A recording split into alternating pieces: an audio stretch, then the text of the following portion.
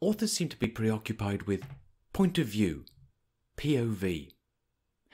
If you get involved in any public discussion, everyone's talking about their POV choices and woes and all the complaints that they get from their editors and the readers who accuse them of head hopping.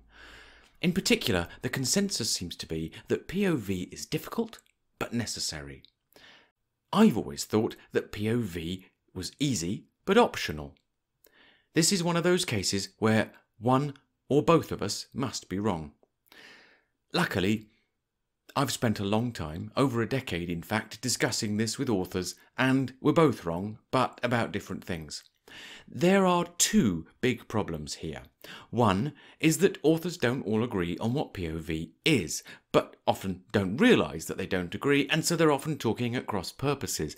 The other is that anyone with a more formal literary education has a much more compartmentalised view of POV and the various other literary devices that serve similar purposes or address the same goals.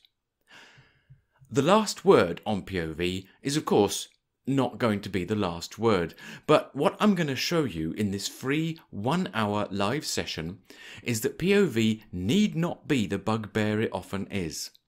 As a literary device, it can be a powerful tool, but only when used to solve the very specific problem for which it was originally developed.